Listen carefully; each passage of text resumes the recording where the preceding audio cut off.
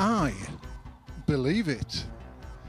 Here we are in the town of Eye, roughly in the middle of East Anglia.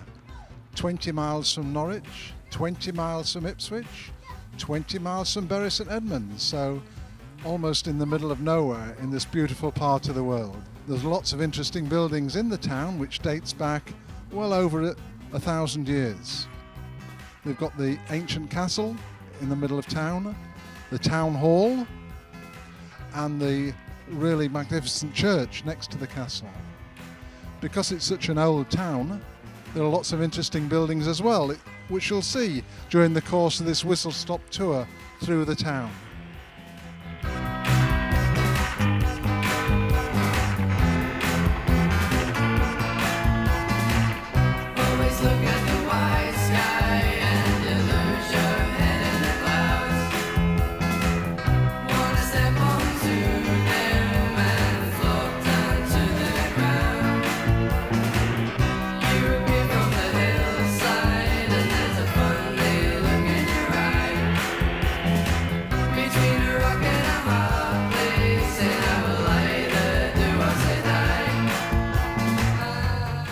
The Bank Arts Centre and Cafe is a community interest company run on a non-profit making basis by hard-working members of the community for a wide variety of people of all ages from Eye and the surrounding villages.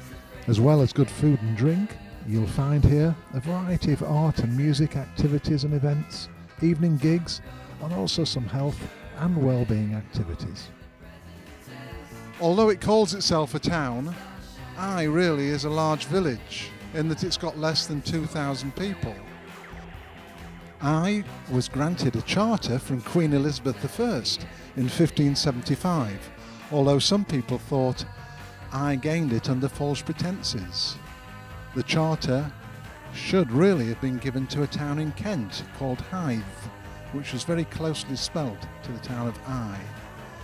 But Eye didn't really cause any problem and kept the title of a borough until about 1975, when, as the smallest borough in England, it was dissolved when local government was reorganised at that particular time.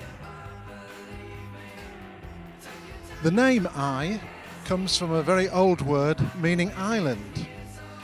The town is situated on a bit of highland surrounded by lots of marsh and the River Dove.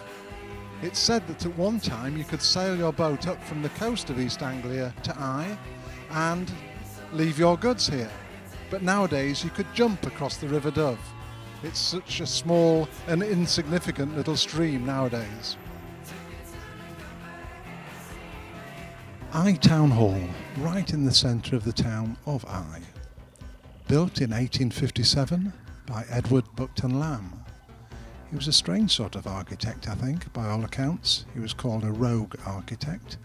Some people like his work, others don't. But I think you'll agree that Eye Town Hall does really stand out as a feature of the town. It's different and it serves its purpose as the centre of a lot of social engagements and activities. The town council meets here once a month, and during a recent visit from our twin town of Pouzauges, the French people were entertained in the main hall of the town hall.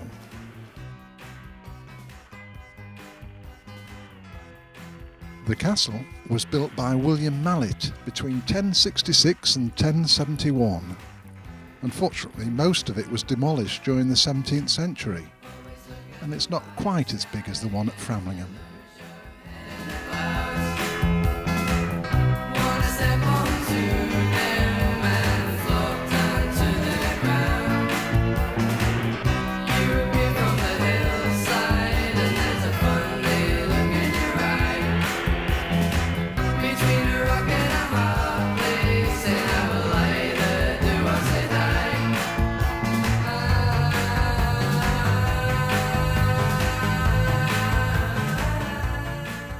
There's been a church in Eye since 1066, and it's one of the best ones in this part of the world.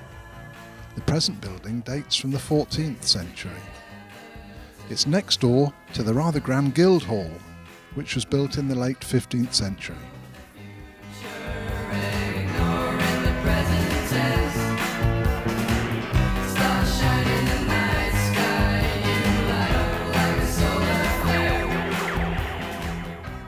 One time in Eye there were 2 breweries.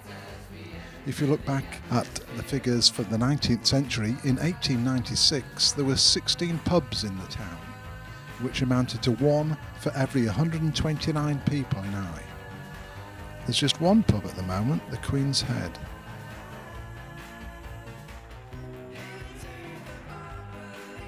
The Crinkle Crankle Wall is another interesting feature, and it forms the boundary of a large house called Chandos Lodge that was the home of Sir Frederick Ashton at one time, the director of the Royal Ballet from 1963 to 1970.